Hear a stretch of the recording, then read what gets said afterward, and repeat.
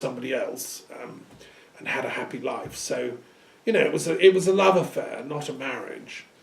And she had a happy life with her husband, and he was a nice Dutchman and all the rest of it.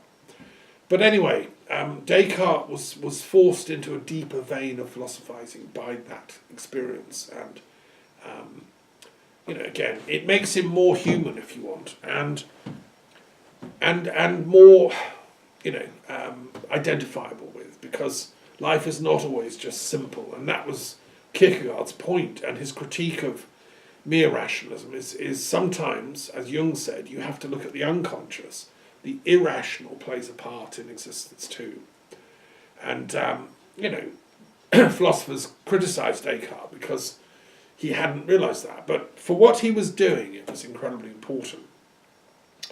And I think the greatest European intellectuals since owe him a great debt. And, it doesn't mean that he said the last word. No philosopher does. That's the point of philosophy. It's a continual stream, as Heraclitus said.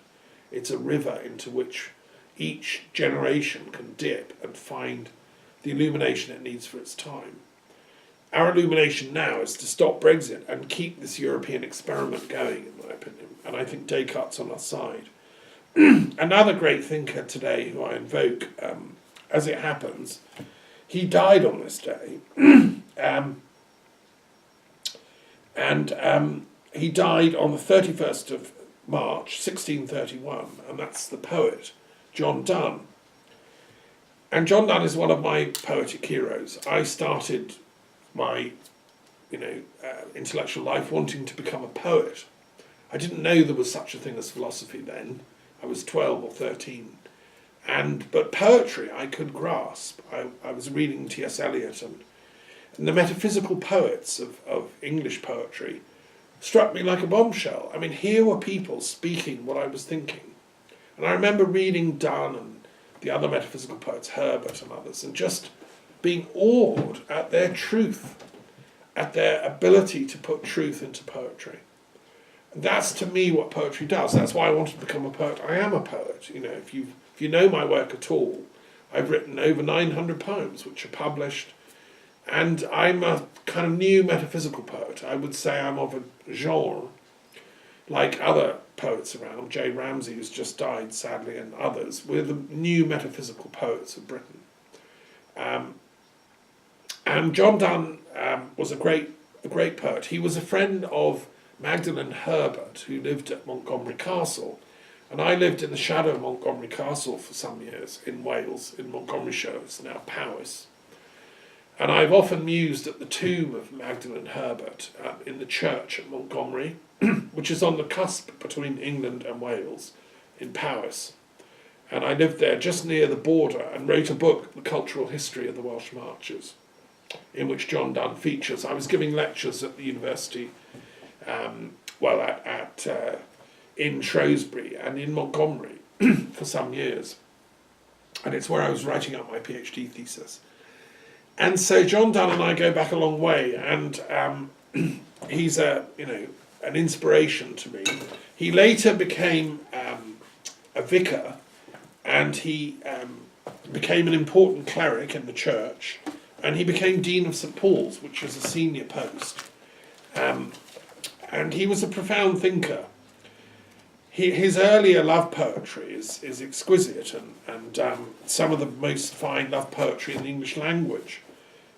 This is to his mistress going to bed, 1595. License my roving hands, and let them go before, behind, between, above, below. Oh, my America, my newfound land, my kingdom, safeliest when with one man manned. His love poetry is exquisite. If you don't know it, read it. And after he got more into Christianity and spirituality, his work sobered up, shall we say. Interestingly enough, he was related to Sir Thomas More, the great Catholic Christian saint, who wrote Utopia on his mother's side, and he was born into a Catholic family. and he went to Oxford, and then took a degree and so on. And he also might have gone to Cambridge. There's some doubt as to his education. It's said he never took a degree in either university, but he certainly studied. He later became an Anglican, and I think he would have understood 100% what I'm saying about, being a Catholic and a Protestant at the same time. And that was his position. He was moving in quite high circles, and he eventually was appointed Dean of St Paul's. And in that he wrote several devotions and sermons which have gone down as classics of English literature and theology, in fact. He's a profound thinker, and he authored a series of devotions which he dedicated. They're called Devotions upon Emergent Occasions. When he was very ill, in the winter of 1623, he had a serious illness that nearly killed him. Body stuck in pain, feverish. I had this experience last year, January 2017, after coming back from India. I was racked with illness, and 2018, racked with illness and pain and fever, and I thought I was going to die, so I know exactly what he was going through. Anyway, he wrote these things up, and he dedicated it to the young Prince Charles, who became King Charles I, who was a great aesthetic and cultural figure. And although Charles, was hated by extreme Protestants, he was a great man, in my opinion, and much wronged. And Donne loved him as a young man. He was the son of James I, who had this vision of unity, which was a theological vision. And Charles inherited that. And then, anyway, Donne dedicated to him these writings, and you'll recognise it. This is very important. This is from number 17, excerpt. The Church is Catholic, universal, so are all her actions. All that she does belongs to all. When she baptizes a child, that action concerns me. For that child is thereby connected to that head, which is my head too, and engraft into that body, where I am also a member. And when she buries a man, that action concerns me. All mankind is of one author, and is one volume. When one man dies, one chapter is not torn out of the body, but translated into a better language. And every chapter must be so translated. God employs several translators. Some pieces are translated by age, some by sickness, some by war, some by justice. But God's hand is in every translation. And his hand shall bind up all our scattered leaves again, for that library, where every book shall lie open to one another. Yeah, I love that. That's the beginning of this devotion, which is like a meditation. It's a bit like Descartes' meditations, what is truth? And I love this image of the book, the soul. Also that concept of translation, that death, the soul is translated to another realm. It's interesting because that underlies the notion of what happens to a saint's body when it's moved. And that day is also celebrated. So if you're St. Wulfstan in the crypt in Worcester and you're moved to Evesham, that's your day of translation. Which has always struck me as an interesting word. And that's how Donne, I think, is using it here. Anyway, a bit further on, and you'll recognise this bit.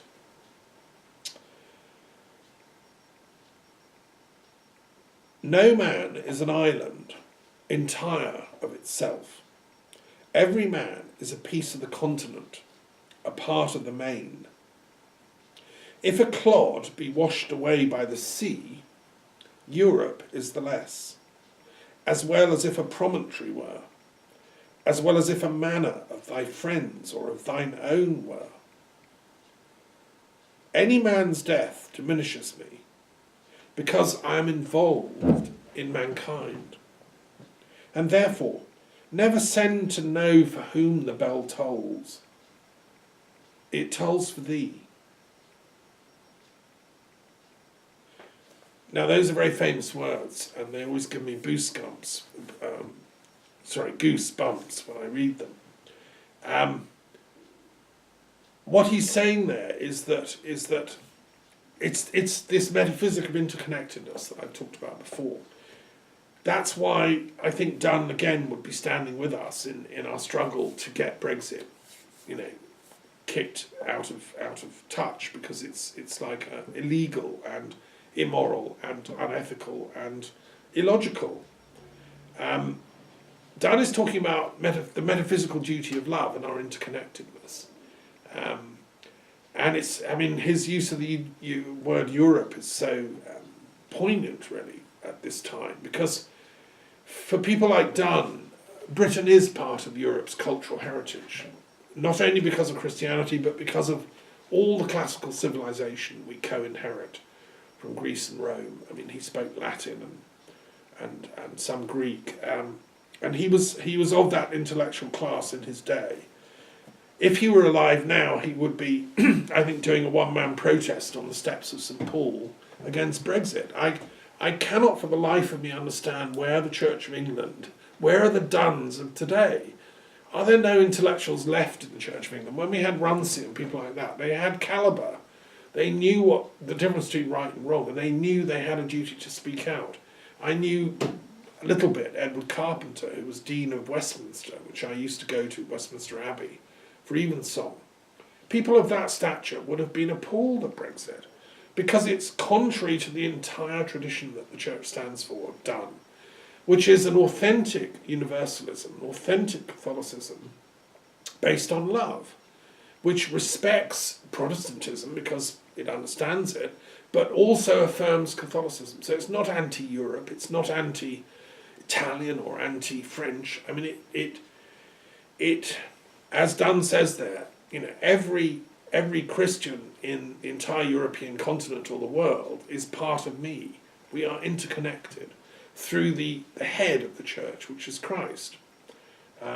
That's the magical interconnectedness of our Christian faith, which underlies this whole European Union project, if you actually look into it, as I have done. So that's kind of important then, that we look at Donne and realise that he's, and the tradition of Christianity that he stands for is completely opposed to the narrowness of mind that Brexit comes from. I mentioned Haydn there because Haydn is one of my favourite composers. I love Haydn. His joie de vivre, his generosity of spirit, his lilting musical, inventiveness. And I was in awe when I discovered that he spent most of his life in a place in Hungary called Esterházy. And I was able to go there. It's not far from Sopron. I was there for an international peace conference in about 2004 or something, for the International Peace Research Association. There were hundreds of the world's top peace scholars there. I gave papers and was involved with it all. And then we had a free day and I went to Esterházy with my friend that had visited with me. And it's a palace that was built by Count Esterházy, who was a noble at the court of Marie Therese, the Empress of Austria-Hungary. And he was a connoisseur of the arts. And he loved France. Everybody loved French culture in those days. We're talking, the 1700s, mid-1700s. And so he built a mini Versailles. He built a palace called Esterházy, which was modelled on Versailles. It was it tried to be as big and as grand. It obviously wasn't quite as big. But in its heyday, it was very important. And he gave Haydn the job of being the master of music there. His job was to organise the concerts and write the music for them and conduct them. And what a great job, can you imagine? No wonder Haydn was so full of life. And if you go to Esterházy now, there's a museum dedicated to Haydn. It's a joy to walk around. I mean, Haydn was he was a Catholic. He was also a Freemason, because anyone with any intelligence in the Austro-Hungarian Empire was wanting to get in on this very interesting thing that was bubbling away. What's that? Esoteric secrets from the ancients? Cool, we'll have some of that, thanks. And he put it in his music. His protege Mozart continued the tradition. Haydn gave some lessons to Mozart. And really he's the fountainhead of that whole wonderful Haydn, Mozart, Beethoven lineage, which is European classical music at its best. He was born on this day in 1732. And I salute him and the love that comes through his music. He was apparently a man of great humour and playfulness. As in his Surprise Symphony, where he stuck in some chords because some of the musicians were falling asleep in the bits when they weren't playing and the audience were, and so on. It's that bubbling, effervescent love of life that is in Haydn's music that to me represents the best of European civilization and British civilization. You know, Haydn's influenced British musicians too. And so why break up the orchestra? It's as if suddenly the trombones are suddenly sulking and leaving the orchestra, or the violas or something. We need the whole European orchestra to stay together to make this melody, which should be a music of peace. We have to perfect that. And instead of thinking selfishly, we're going to leave and go and drive our nuclear submarines around the world and threaten China by sending aircraft carriers. I mean, what hubris of my fellow British citizens is that about? We should be staying in the orchestra of European geniuses, of which Haydn is one, Descartes is one, Leonardo's another, and seeing how we can help make this music of peace through the European Parliament, which we should participate in the next elections for, and through all the other things, the Masonic orders, let's them all work together in peace as well. The British Freemasons are grumpy. They won't acknowledge the French Freemasons. It's just childish nonsense. The Grand Orient and the British Masonic orders should get their act together and mutually recognise each other, and that would help peace. And likewise, there are many different Masonic orders. Well, building the Temple of Solomon, which is what the mythology is about, should be a universal work. It's not just for one nation or one sect or one order. All humanity is involved in this work, which is why Francis Bacon took it as a sort of symbol for his advancement of learning. And it's not complete. We don't have peace in a large part of the world. We don't have peace in Jerusalem. We don't have a peace treaty between the Palestinians and Israelis. We don't have a secure Israel, safe, with a secure Palestine, safe. I hope in my lifetime this will come to be. It will open the Golden Gate. That to me is a project worthy of the muses. But this Brexit project seems to be a catastrophe dreamed up by a nightmare, in some demonic subterranean underground, torture chamber, like somewhere near in London, there's sort of a museum of torture and stuff. Well, come on. Why would you want to torture yourself when you can be playing in the orchestra of Haydn? It just is irrational, my friends. Also on this day is John Constable's death day in 1837. The great landscape artist, one of the best British painters, died on this day. I love him. His art is fantastic. We need more great painters. I think, again, the Europeans have probably more, really great painters than the English. But we have some, and Constable is up there with the best of any. And so we should celebrate art and beauty across the continent. Europe is famous for our art. I mean, I noticed some American right-wing politician attacking Europe and praising Brexit said, oh, Europe's just a museum. I mean, what a stupid, nonsensical, insulting thing to say. Well, bless it, Europe is the museum of the muses. And they are the creative deities behind the geniuses of the arts and music, as Hegel said in his Aesthetics.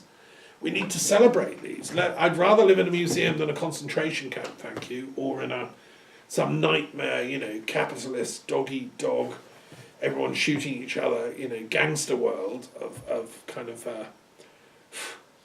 extreme capitalism, or a gulag, sort of extreme pseudo-communism. I want to live in a world of Moses Hess's visionary spiritual communism. And yes, Europe is an offering from the Muses towards that end, as I see it. And I live here in the Museum of the Muses. It's a metaphor for the whole of Europe. So let's celebrate that. Another great author who died on this day in 1855 is Charlotte Bronte. This is another day that I've commemorated here in this museum's Day of Remembrance. Charlotte Bronte, of course, wrote Jane Eyre, and she was a great novelist, and she was from Yorkshire, where my mother is from. And she was the daughter of Patrick Bronte, who was an Irishman. And obviously, Emily Bronte, who wrote Wuthering Heights, and her were famous figures. She died on this day soon after her marriage, very sadly. The fact that she was partly Irish tells us something about the largesse of her mind, really. And her father, who was a Christian, who would have known the Donne sermon I just read out, he probably, quoted it in church on Sundays. These are people of intellectual calibre, we would say, which is why he produced these wonderful daughters who could write so movingly. And Haworth, where they lived in the rectory there, it's very close to where my mother grew up. My mother was from Yorkshire, and she knew those Yorkshire moors like the back of her hand. In her autobiography, Eileen, my mother, who was born in 1914, so not that long after Charlotte Bronte died, and there would have still been people around in the village who would have known people that knew the Brontes. She became fascinated by literature, my mother. She loved writing. I've inherited her library, most of it, full of novels from all over the world. She studied literature at the University of London, French, and instilled in me a passion for poetry, literature, novels, writing. I wanted to be a writer. I still do. I am a writer of sorts. And she used to say that the landscape shaped her, of Yorkshire. And there's a chapter in her autobiography, she talks about the impact of the landscape of Yorkshire on her soul. And it made her quite a tough fighter for justice and peace. And I think some of that I've inherited. I don't think my mother would like Brexit 1 little microsecond, millisecond. None of the arguments in favour of it would persuade her. She was an educated woman, an internationalist and a lover of France and Europe, and a communist and a believer in universality. She was a communist in the best sense, that Moses Hess sense. The Brontes wouldn't have liked it either, thank you very much. I mean, I know they've been sort of waved a flag of British nationalism, but actually it's ridiculous because Charlotte's father was Irish. They were drawing on Christian themes. They were drawing on universal themes and meaning and death and judgment and sex and passion and love and, the whole story. And Charlotte Bronte eventually married a vicar, the rector's, another vicar. So, and she died mysteriously. Nobody quite knows what it was. People didn't live so long in those days. So we can reflect on her sad passing and say that I'm sorry the Brontes are not going to accept Brexit either, nor is my mother's generation of Yorkshire people, and nor am I, from that lineage. The Yorkshire moors are part of an ecosystem that is part of Europe, part of the main, to use Jonne Donne's phrase.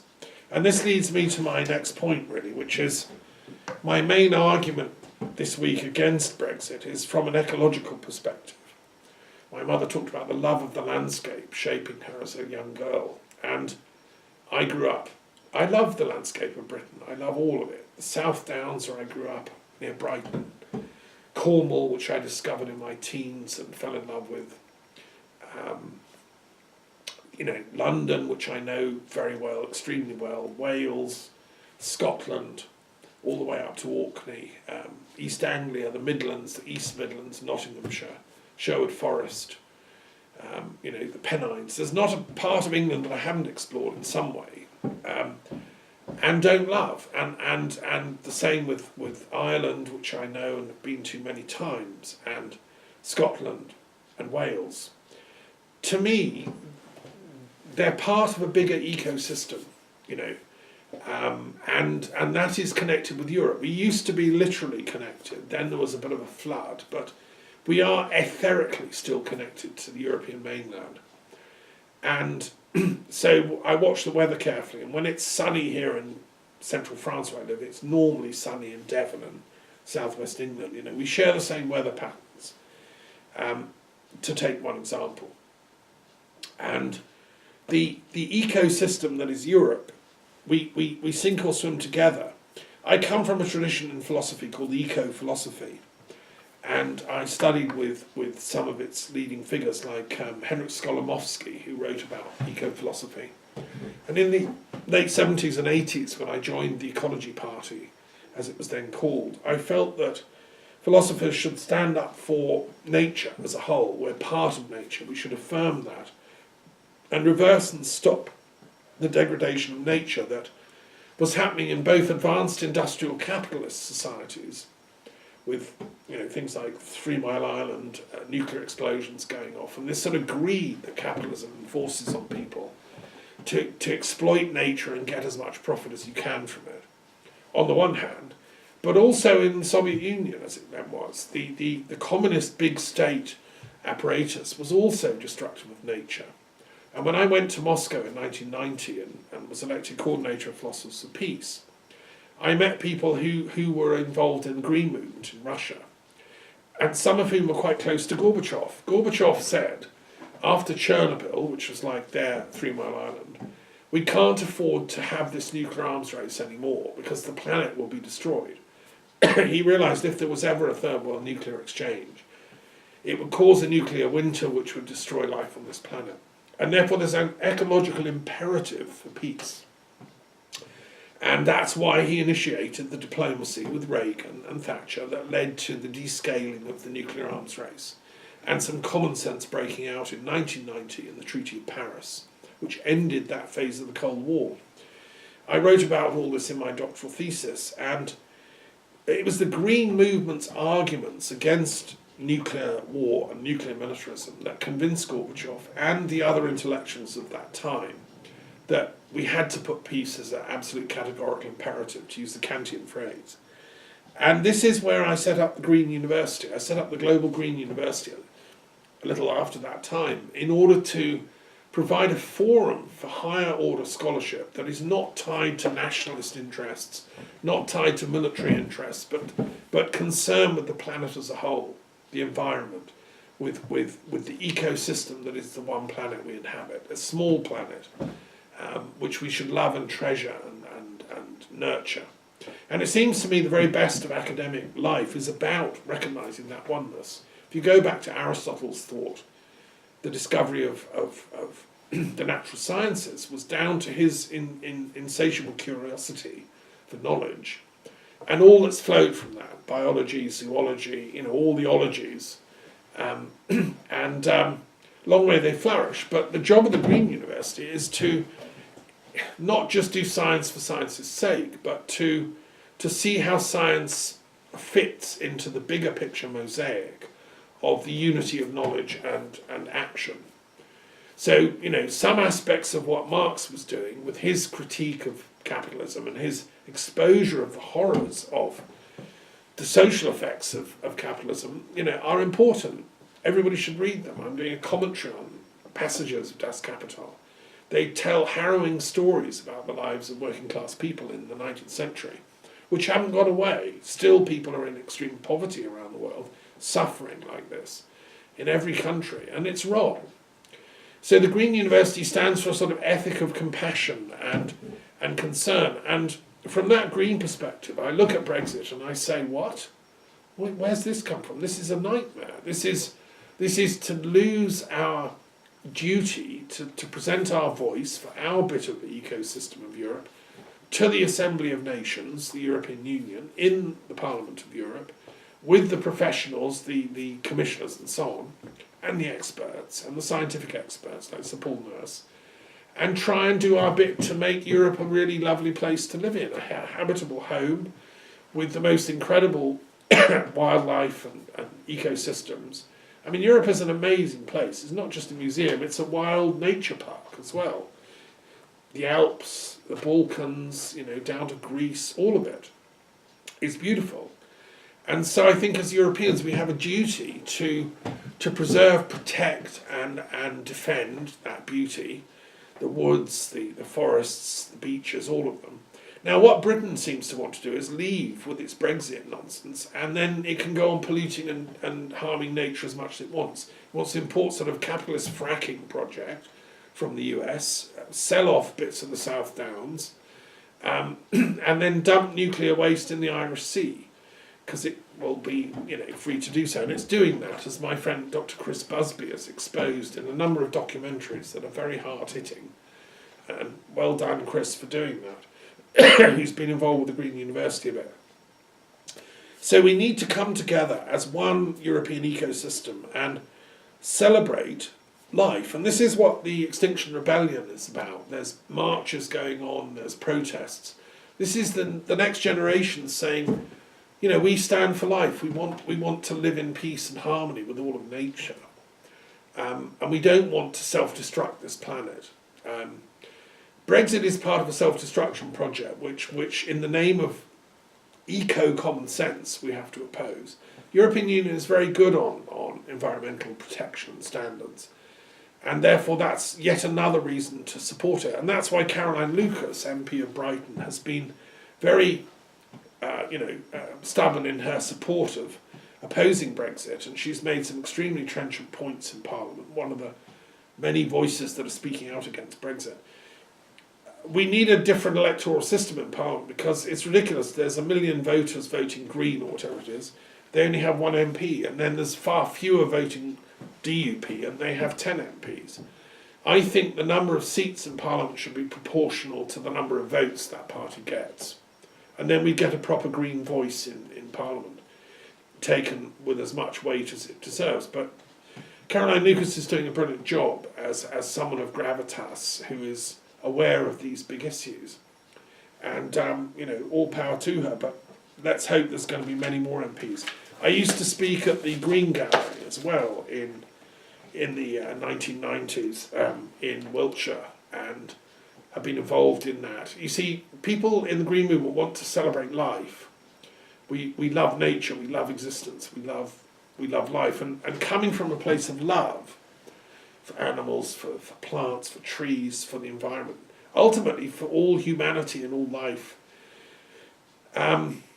We say no to war, no to militarism, and no to political instability and chaos, which normally leads to conflict and breakdown and ultimately war.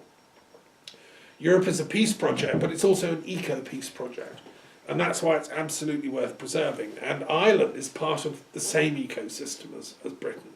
We share the common sea, the Irish Sea or St George's Channel, depending on where you're standing. It shouldn't be a place for dumping radioactive waste. I mean, Chris Busby exposed that the British government was dumping radioactive sludge in metal steel barrels, which of course corrode after a couple of decades on the bottom of the ocean, and they're all leaking. And he went down with divers, and they did Geiger counter readings, and they're all over the Channel, and they're all over the Irish Sea. And the British government has tried to hush this up. And the documentary Chris made, and these barrels have been washed up on Jersey and Guernsey beaches, was suppressed in Britain. You cannot see it in Britain. They blocked it. It's a German-made documentary I've watched here in Europe, and it's scary. The British government, the Tory government, is anti the environment, and that's shocking. I mean,